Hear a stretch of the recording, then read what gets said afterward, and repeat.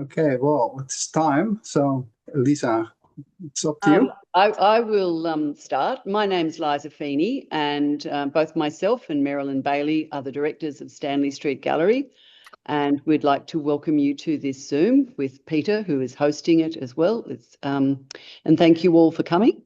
I'm currently sitting on Ngunnawal country down near Canberra and would like to pay my respects to elders past, present and emerging. Thank them for the wonderful custodianship of this land. Hopefully there'll be a lovely sunset in my background because it is rather lovely because I'm in the country. So now Merilyn is going to be working our website and skipping from artist to artist because we have the images and some installs. And Peter's going to be talking about the whole process and more about the jewellery. So Merilyn, would you like to introduce yourself and hello? Oh, hi everybody. I'm attempting to do multitasking right now. This is my first day back after 8 weeks off, and I've been thrust into a screen sharing moment. So there you are. You don't need to screen share until Peter's done. Oh, right. Well, there you are. So yes, welcome everybody. I'm done. Over to Peter. Over to Peter. Right. So, thank you. Sorry. Kia and welcome everyone. Thank you for joining us for this session connected to Aotearoa Jewellery Unmapping Remarking exhibition, currently presented at Stanley Street until May the 2nd. Before we dive into the artist talks, let me unwrap Makers 101, which I represent with my partner, wife, Hilda Kaskar, and Stanley Street collaboration. So Makers 101 has a long-standing relationship with Stanley Street Gallery, and together we have developed a series of exhibitions. The one that stood out were those that responded to major Sydney festivals and their wider cultural context. These collaborations have allowed us to present distinctive perspectives from Aotearoa, first through the Handshake Project exhibitions, which included also the alumni, and now through the broader sector. The alumni have become well-established artists in their own right, and with Handshake no longer operating as a mentor-based program due to the lack of suitable new candidates. Our focus has shifted to representing the wider field of contemporary jewelry from Aotearoa. Our previous exhibition Unmapping Remarking at Stanley Street reflected this revolving trajectory. In 2024, we had an exhibition called 6,720 Days and 2,267 Full Moons exhibition, which was presented during the 24th Biennale of Sydney, 10,000 Suns, exploring themes of discovery, origins, cultural respect and conflict, and transformation through the lens of Aotearoa's shifting bicultural landscape since the treaty was signed. By the way, the very difficult title refers back to the amount of time it took from the treaty signing till the exhibition opening. So in 2020, the conventional reformed exhibition responded to Sydney Craft Week theme, Change Makers, with Handshake artists examining how traditional jewelry language can be interpreted in contemporary practice. And in 2018, and that's the last one, Superpositions in New Zealand Contemporary Jewelry engaged with the 21st Biennale in Sydney.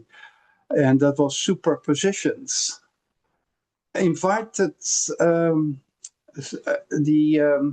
we had the past Handshake artists in there, and they consider how their practice intersect with ideas of balance, tension, and dialogue. And these exhibitions have shaped a long and strong ongoing partnership. And tonight's presentation continues that shared commitment to bring the voice and the practice of Aotearoa artists into international conversation. So let's start. I'd like to actually one tiny more thing in response to the 25th Sydney Biennale, which is on now, called Rememory.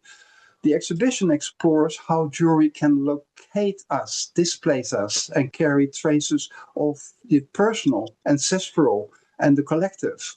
It reflects on how memory is held, mapped, and remapped across bodies, landscapes, and histories, positioning jewelry as a site where meaning shifts and renewal becomes possible. Although several of the 9 exhibiting artists are unable to join us today, I will introduce each of them so the full scope of the exhibition is represented. Merilyn will share her screen for this so we can see images. We will then hear directly from the artists who present about their ideas and process behind their work. So I'd like to start with Shane Hartdegen. He began his career in traditional jewelry training before extending his practice through art study. Originally from South Africa, he later immigrated to Aotearoa and became a key figure in jewelry education, first teaching at Hungry Creek and eventually becoming the owner as a transition into Whitecliff University. I selected Shane for this exhibition after seeing his recent work at Nelson Jewelry Week. The clarity of his work and the context he shared around it aligned strongly with the themes of unmapping and remarking. So, Shane, can you start your presentation? Thanks. Yes, thank you. Thank you, Peter. Can you all hear me? Yeah. Yeah, thank you. Yeah, thank you.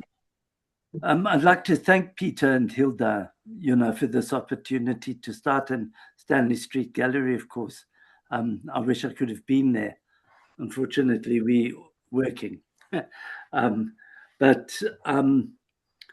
thank you. And I hope I can contribute in some small way through this talk. Central to this work is reclaimed.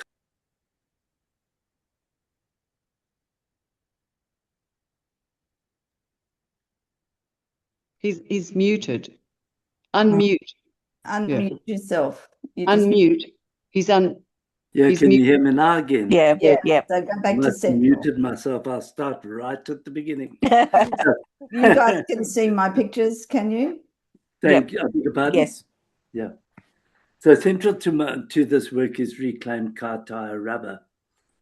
I chose this material because it carries a deep personal memory, a memory of a brutal and unjust history from my youth. As I explored this material, I was drawn to what it does. It holds, it marks, it moves, it wears down, it leaves traces, not unlike memory.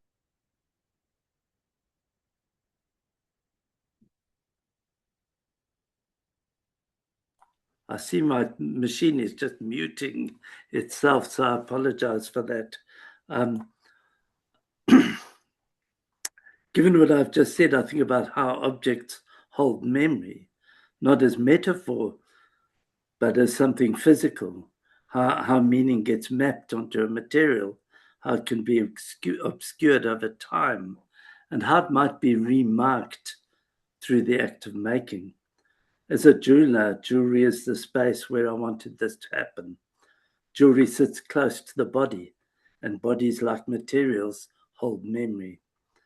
Within the context of unmapping and remarking, or unmapping/remarking, I'm interested in the dialogue between thought/process, material, and memory, between the physical object and what is non-physical, the histories it carries, the associations it accumulates, the things it conceals. The gestures I make, the decisions, the shifts, these aren't just resolutions. They're part of a conversation. The object becomes a kind of residue or aftermath of that exchange. What I'm trying to hold on to, and what I find difficult, is how to represent something painful without erasing it. How do you represent a material without forgetting what it was, without forgetting the harm it carried, albeit in my memory? The work doesn't try to answer these questions cleanly. Instead, it tries to sit with them, to make visible what is often hidden, and to ask whether an object can carry both the weight of its past and the possibility of something else. Violence and care, concealment and revelation can coexist in the work, and I think they have to. It is that tension where the meaning lives. Thank you very much. Thank you, Shane. One sort of thing I'd like to ask you, when I spoke to you, you talked about the necklace tire. And that's a big one, isn't it? Yeah. That was connected to your work, was it? Yeah, 100%, Peter. You might want to explain what it is. Yes, I wasn't sure whether to bring that up or not, but I suppose as a young man learning about jewelry, a necklace is a necklace. But in my head, what I'd witnessed and seen was that a necklace in a different context is a car tire filled with petrol to burn someone to death. So for many years, I've been here, 30 years.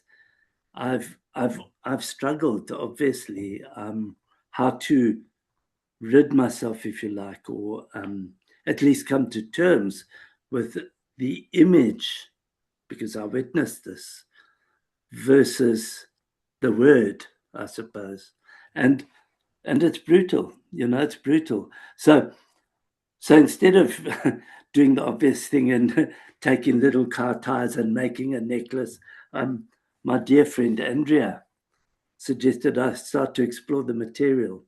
And I did this with carving and found that, in fact, there was that sort of violence of cutting with a knife, if you like, or getting to a place, but also quite a repetitive and calm act of reimagining the material to finally not get rid of it, but to come to terms with that idea, Yeah, well, thank you. Also, the way you carve is very much like how we actually take molds out of rubber. So yeah. That connection is there as well, and of course the awful connection. I can still see images of that. When people were burned to death by that practice. So it is positive, negative, I guess, but and a way of healing for you as well. Thank you. Yeah, thank you. So I'd like to go to Andrea Daly. I first encountered Andrea's work in 1994 in the exhibition Open Heart, and it made me a lasting impression. Since then, her practice has consistently combined strong conceptual grounding with a deep sensitivity to material, narrative, and the context. This ability to hold context and content in productive tension has continued to move her work into a new territory. Andrea maintained an active studio practice alongside her teaching role at Whitecliff, as well being at the moment a leader in the a new project called Jewellery Lab, which she runs a masterclass. She contributes significantly to the development of emerging artists. Her ongoing engagement with ideas, language, and social dimension of jewelry making makes her vital voice within this exhibition. So Andrea, are you there? I'm here. Can you hear me? Okay, it's all yours. Thank you. And like Shane, we really need to start with acknowledging both Peter and Hilda, and then, of course, Stanley Street Gallery, and then, of course, all the other exhibitors to make that, have had the energy to make this happen. So thank you. I'm always surprised I make jewellery because I come from a storytelling family that's very language-based. And all my childhood memories is growing up with my grandparents and my grandfather telling stories every night after dinner, followed by, told stories before we went to bed every night for years. So moving into a visual language is always, and I think why I keep doing it is because it is such a challenge, because it never comes easy. And to try and capture something you're feeling or thinking into an object becomes a real challenge for me. Partway through my life, my father remarried, and I entered a very visual family where language is actually not so easy for them, but they are visually very fluent. And so it's been a really interesting kind of learning through my life about that. Back in about 2017, well, no, it was actually the exhibition was in 2022, but I started making decisions about trying to change work again and about that visual. So I thought I would quickly kind of read something from that, and it starts with, having spent many years scrabbling with time, I realized, though hopefully slowly, that my time is starting to run out.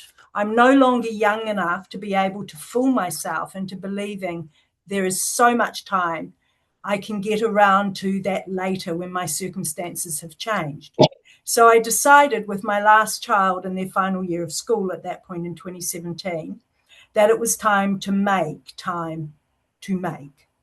I had been making up till then, but I wanted to make some changes in how I was making and what I was thinking. I wanted to take the luxury to make time without it necessarily a destination. I would make work and see what happened. I wanted to make work that had time to evolve and mature during its making, that didn't need to be finalized by a deadline, that I could comfortably say this has failed and allow it to fail, and then truly indulge in thinking about what I'd learned from that failure, or to put a piece aside for a week, a month, a couple of years to think about it. I would visit it, and given long enough and enough making in between, the solutions would eventually become obvious. I wanted the works to be successful in capturing something, but I didn't want to start knowing what it was going to capture. This doesn't mean I wasn't thinking, but that I wasn't always sure if or how my thoughts would make it into the works. And I think this is still very much what is driving how I'm making. So I select all sorts of materials, and I do start from very, very personal places, and they are telling stories, but I try to load each piece up in such a way that though it starts from my position, it could be read by other people in relevance to their position. So this, we're looking at the mask at the moment, the scribbled out mask. A lot of that comes out from the idea, and I think I put it in the statement for this exhibition, is that we kind of have all these stories that are told to us from childhood that then we get to a certain age and suddenly realize they haven't happened, or they've happened very differently, or something totally different has happened. And so a lot of these works are dealing with that, and this scribbled out mask for me sits around that. And it's made with, your domestic tape, which fixes everything, fixes your broken shelves, fixes your books, fixes, you can put it on a hem of a skirt and hide it and fix that. So it's a material that's very domestic, but in the end scribbles, I'm scribbled out by it. And this one, Once Upon a Time, it's once upon a time in a land far, far away, long, long ago, or, you know, it's again got the tape on it. That's what the grey hanging bit is. And it's slate, it's very domestic again, but it's again about those stories that we tell ourselves or are told.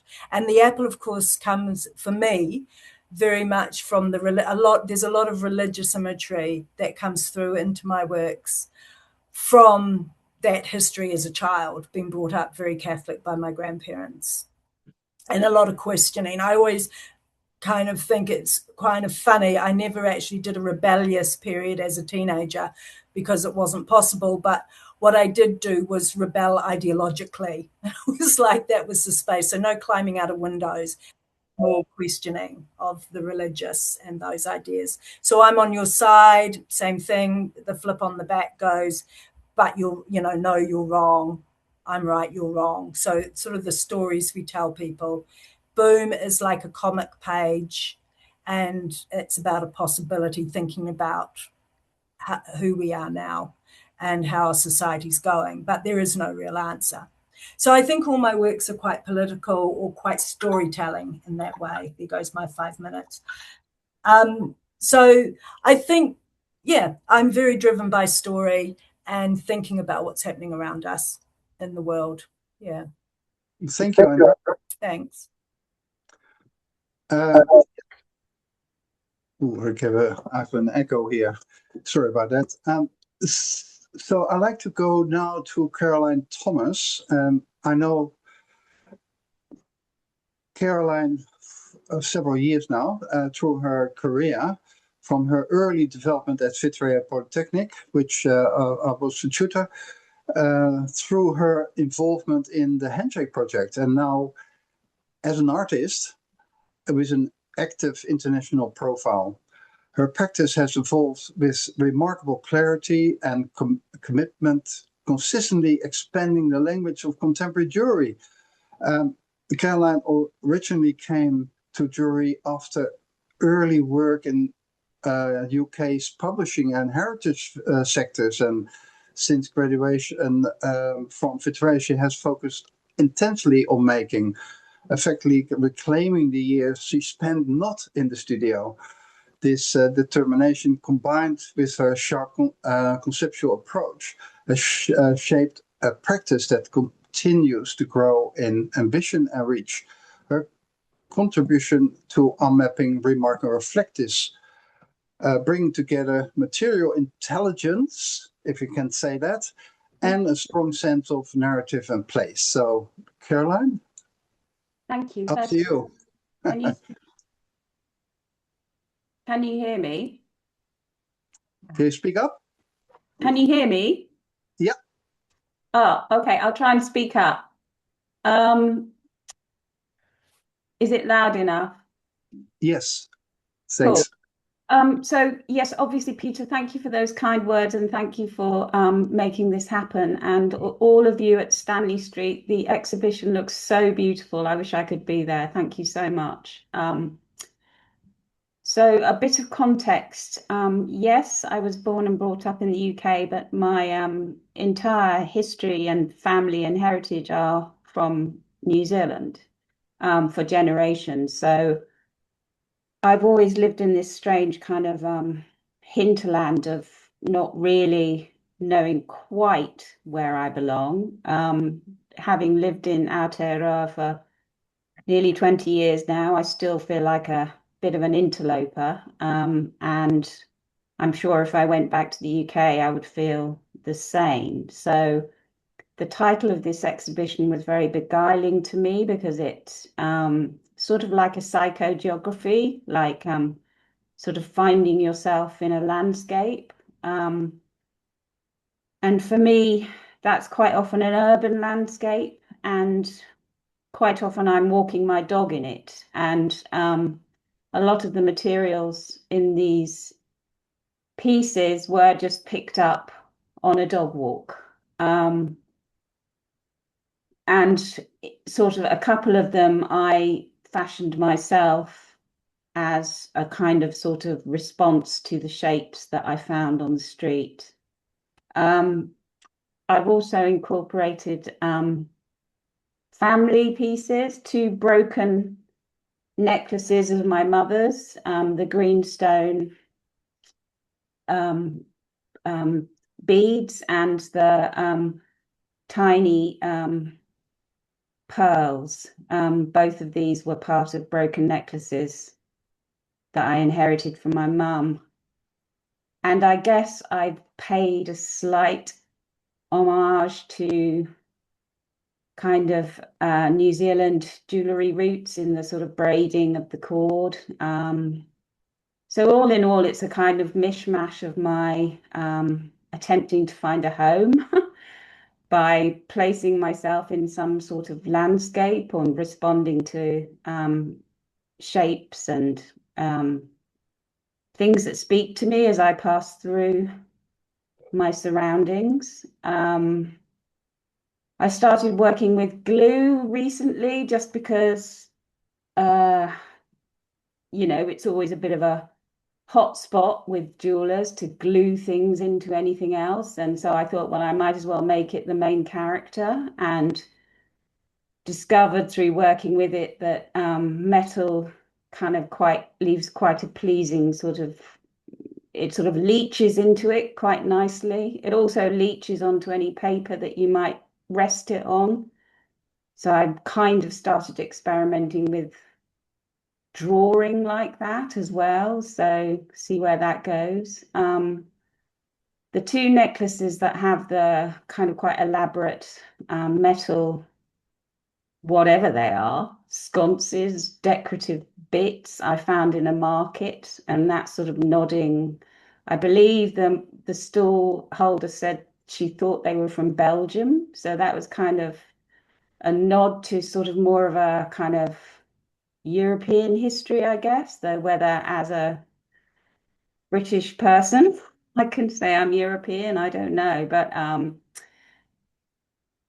yes, so basically this speech is as sort of a mishmash as these pieces are, in that they are speaking to me. I feel like they're speaking a language. I'm not quite sure what that language is, but it's kind of making sense, and I hope it makes sense to the viewer. Yes, that's it really. They are the produce of me walking through the world, often with my dog, and fixing on shapes and forms that I find pleasing, that speak to me, and I try to speak back. That's it. For that, your dog is very inspirational, that's for sure. Thank you. I'd like to go to Grace Piper. I know Grace, that's another artist whose practice I've followed from her early development as a student till now. She also participated also in the Handshake project, and she has worked with Carl Fritz as her mentor.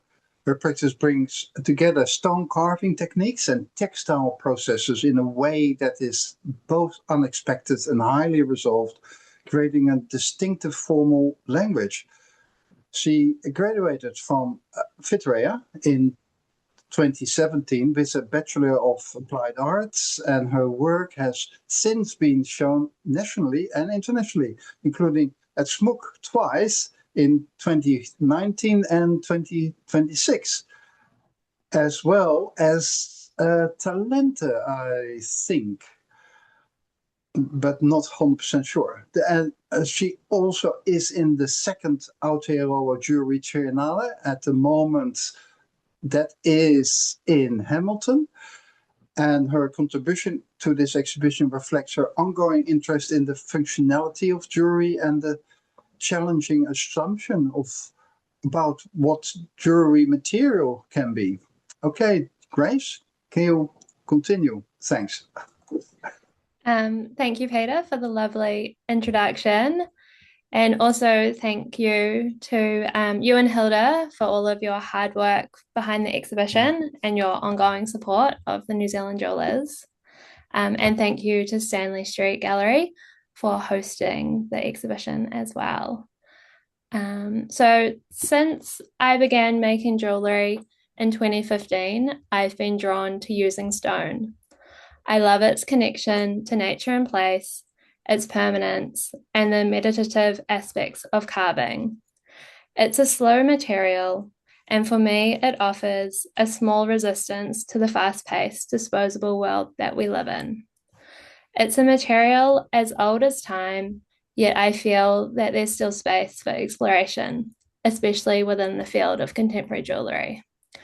There's a rich history of stone carving here in Aotearoa, where I'm from, and in China, where many of my ancestors are from.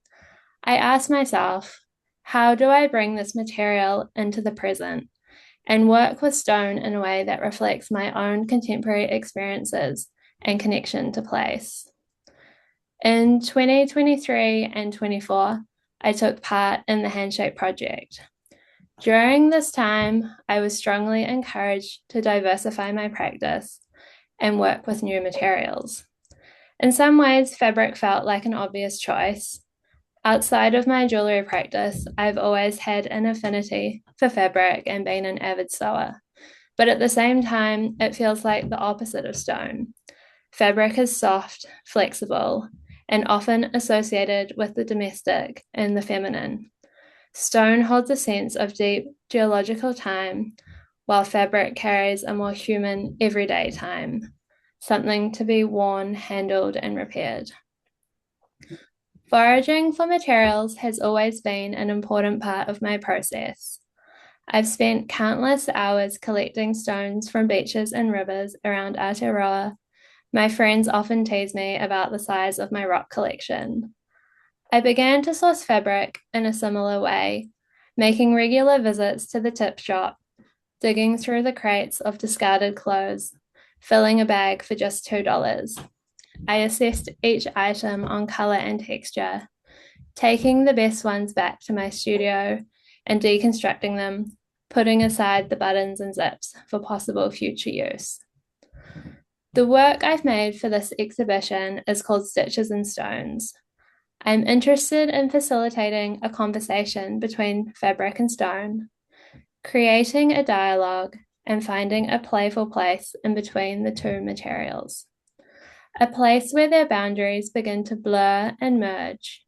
I've used my stone collection as a guide, but I didn't set out to create exact replicas. Instead, leaving room for intuition and whimsy, I wanted to capture a feeling rather than aiming for precision. Translation is never exact.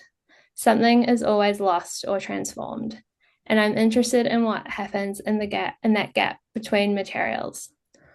What happens when the materials start to overlap? How do you translate the language of stone into fabric, and how do you bring that language back into stone? What does it mean to carve fabric, and can you stitch a stone? These questions have driven me to experiment, to discover new ways of working, and to subvert traditional techniques in search of something new and unexpected. It feels like every day there's a new crisis, a new state of emergency.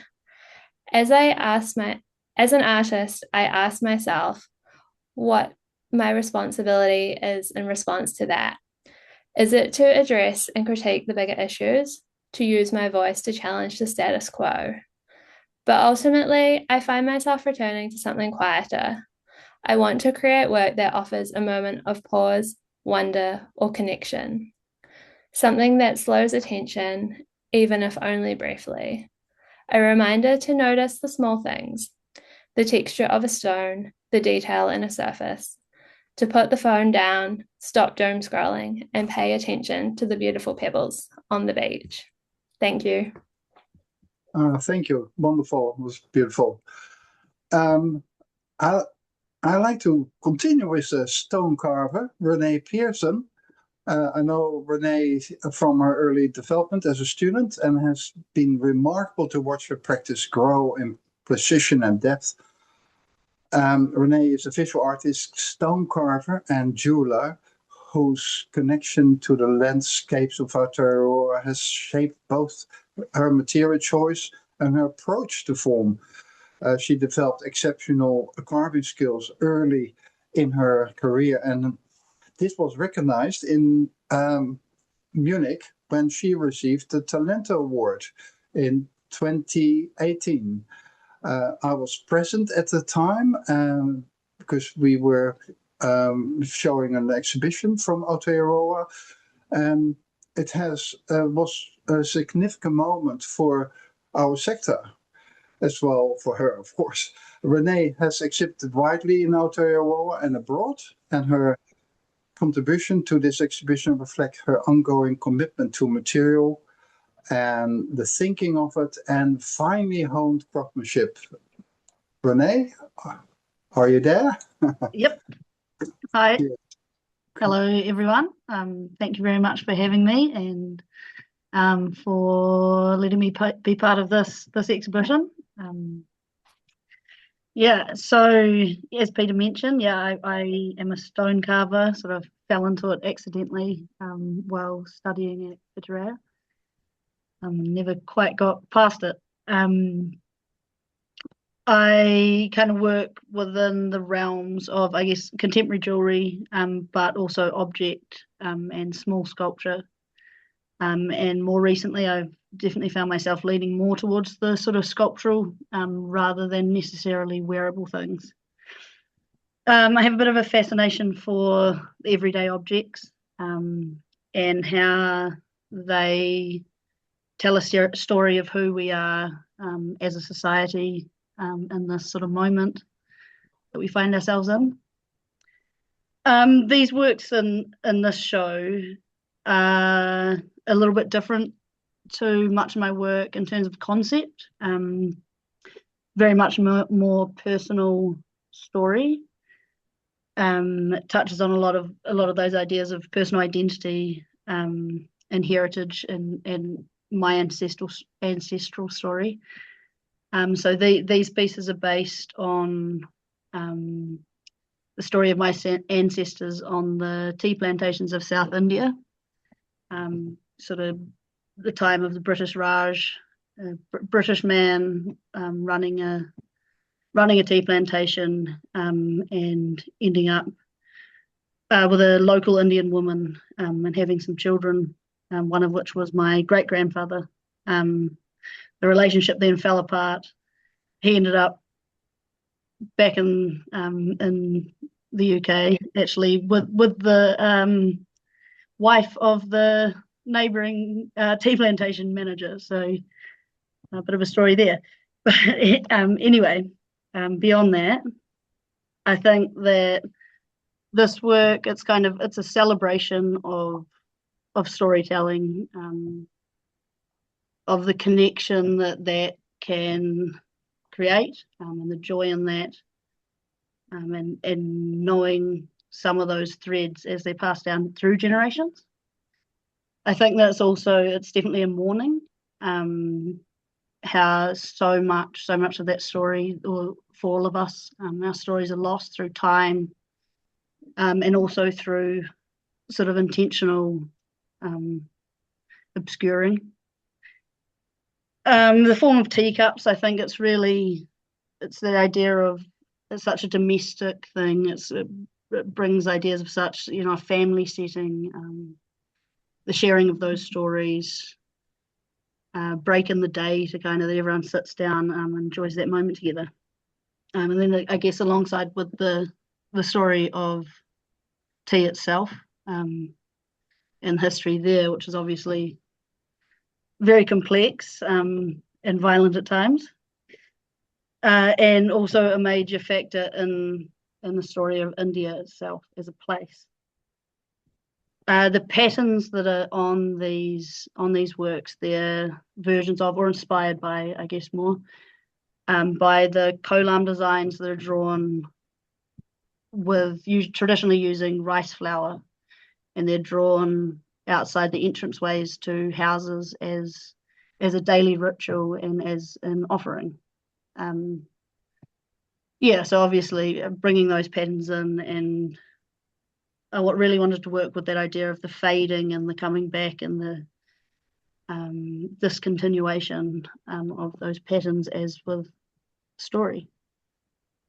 Along with most of my work using the material greyworking. I really like that brings the link back to place here, back to my life kind of being the, where the story's got to, I guess. And that's that sort of sense of grounding here in Aotearoa. Yeah, I don't know if I've got much more to say than that, but thank you all very much. Well, thanks, Renee.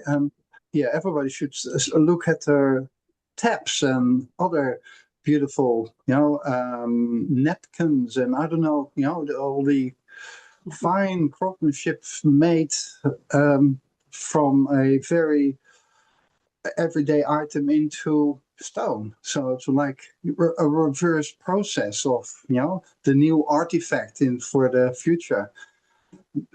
Yeah, cheers. Okay. Well, we have a few more, and those artists are not here. So what I do, I will write. I wrote something about them, and I will tell. Well, if you know more about the artist, just jump in. So Brendon Monson. So Brendon Monson is a Dunedin-based artist whose use of contemporary digital technology has become a defining aspect of his practice.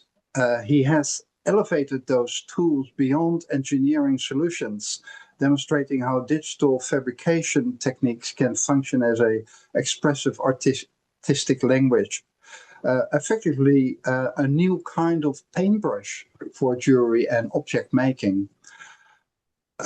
Brendon completed his Bachelor of Fine Arts in the Dunedin School of Art in 2013, where he now works as a technical teacher and night class tutor.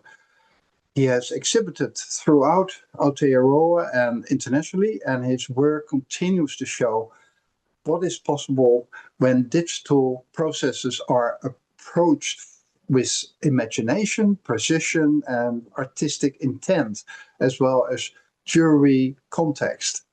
Although Brendon cannot join us today, his work plays an important role in this exhibition.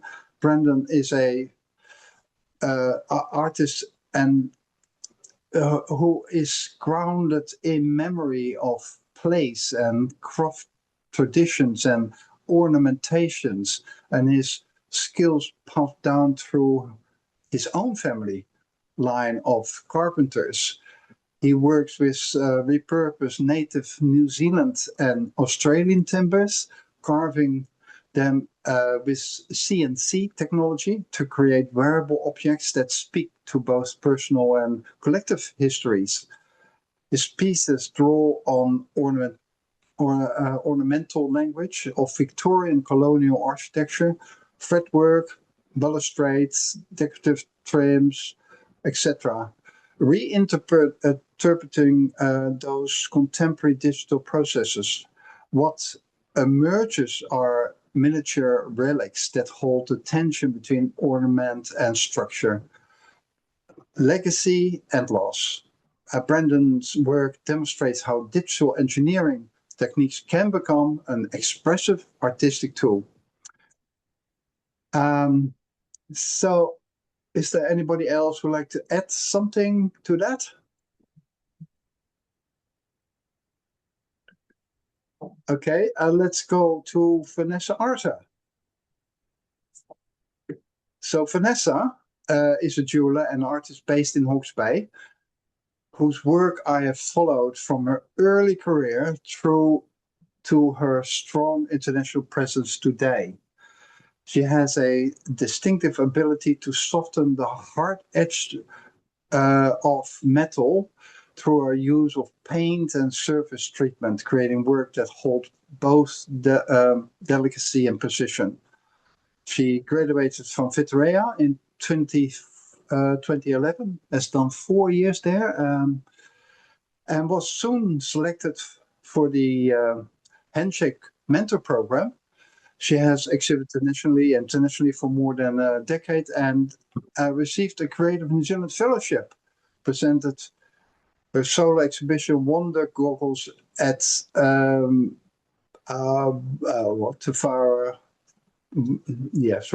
that is in Hastings. Her recent work focuses more on moments of subtle awe and the act of looking, exploring eyewear as a tool that can direct our gaze and shift our awareness, combining jewelry and eyewear making techniques with precious metals, power offcuts, paint, and pearls.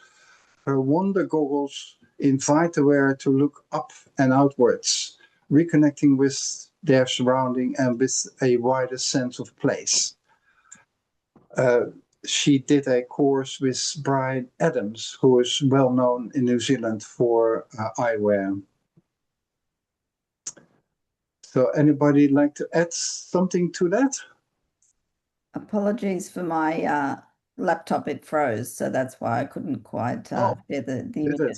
Yes, but anyway, I want to add to some of the humor of Vanessa's work. She is just such a wonderfully sort of humorous sort of artist. These glasses are wacky. When you try and put these ones on, they are fantastic. So I love her humor. Those ones are just fantastic. When Liza put those on, it was a very funny giggle, wasn't it, Liza? It was, and people were amazed. I could see through them. They're little sunglasses in the centre. Yes, it really changed the energy of the room. You know, at the opening, I put them on and served the drinks, and people were fascinated that I could see. Yes, I do. I agree with you, Merilyn. Great sense of humour and whimsy. And it's also deeply about the way in which we see things, you know, and there is a lens through which we all look. And I obviously like her lens. It's lovely. So thank you.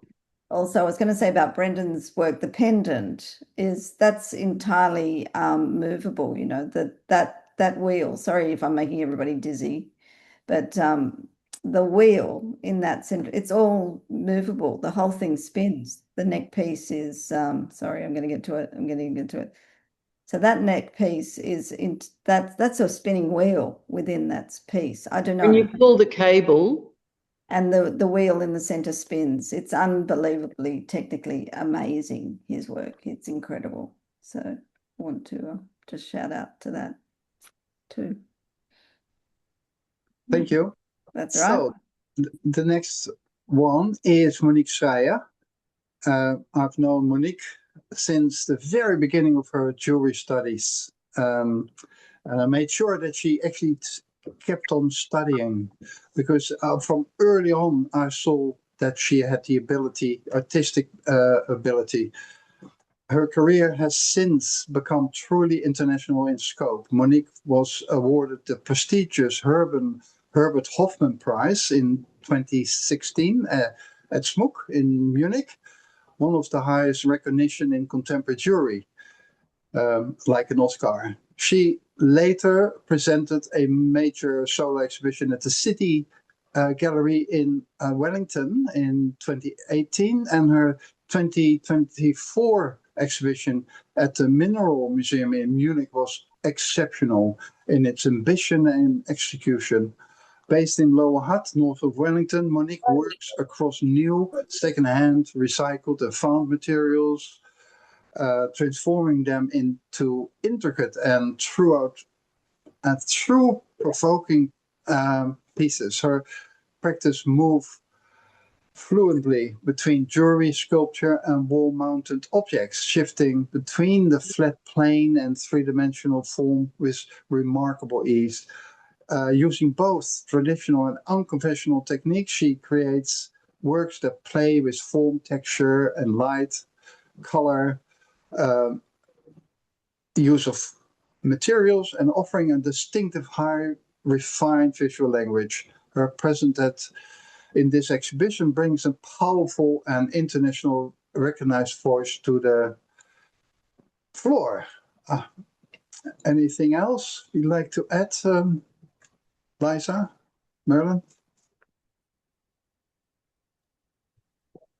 No, Merilyn, can you scroll back to the ones with the stones on them? I mean, that's an unusual piece. Within the context of the exhibition, I don't understand of her body of work quite where that fits. The seahorse. Seahorse, but they're beautifully made. They are. Yeah, I guess there is an. I asked her artist statement and she didn't want to give it. So basically, well, she didn't want to give us a picture either of her, so that's why I haven't got an image of her. So that's her image there. Yeah, but yeah, she is an exceptional artist. Yeah, Definitely worth following.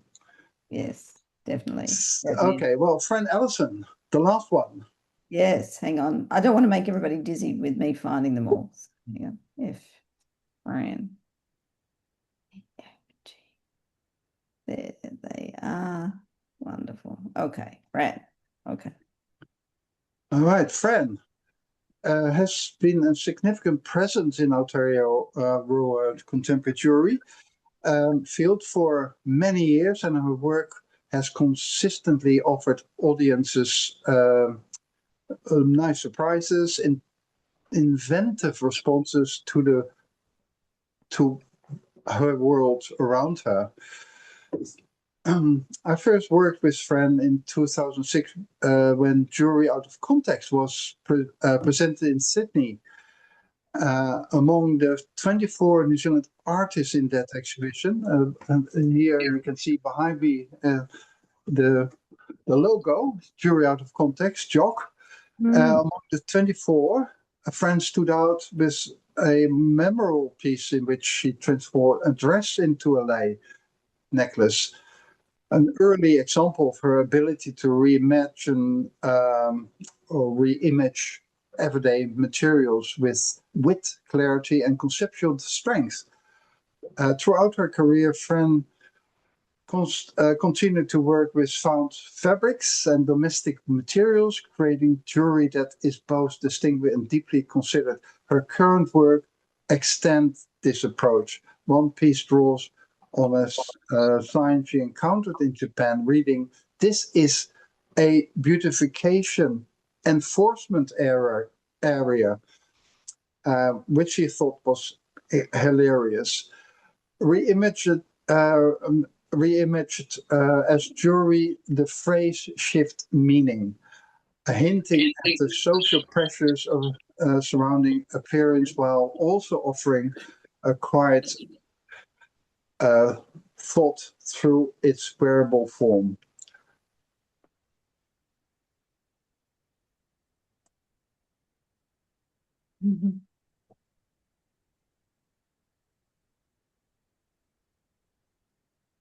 So this is the last one of our series, the 9 artists of the show.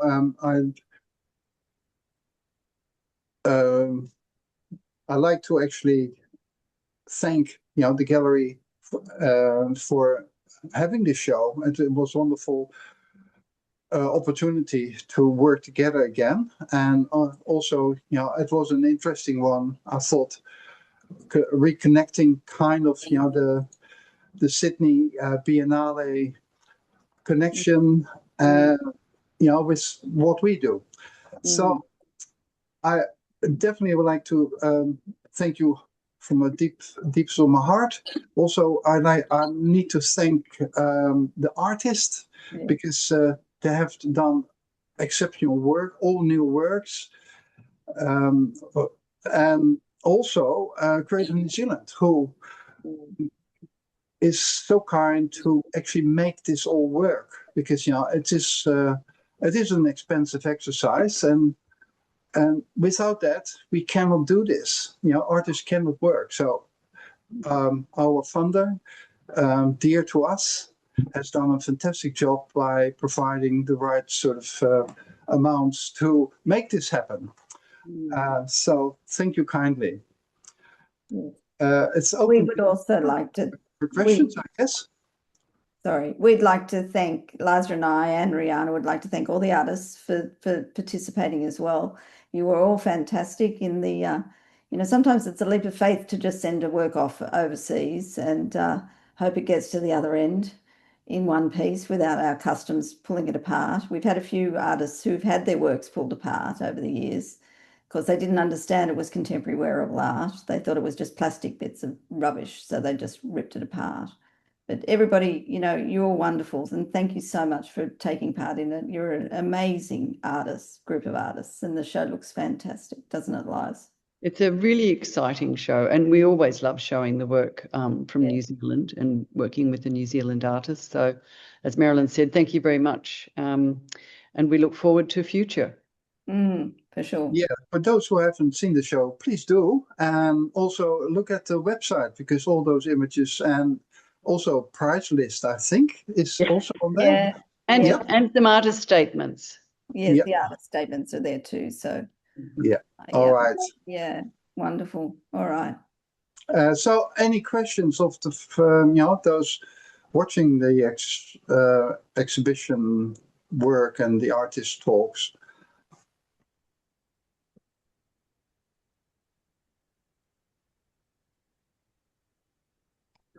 Okay, well, let's finish this. I will have a link to the recording for those who want to see it. And later I will send it to the Stanley Street Gallery. Wonderful. Thanks, Peter. Thank you also. Appreciate it, everybody. Thank you, everybody, for attending. Yes. Wonderful to see so many familiar faces and new faces. Much appreciated. Thanks. All righty. Bye.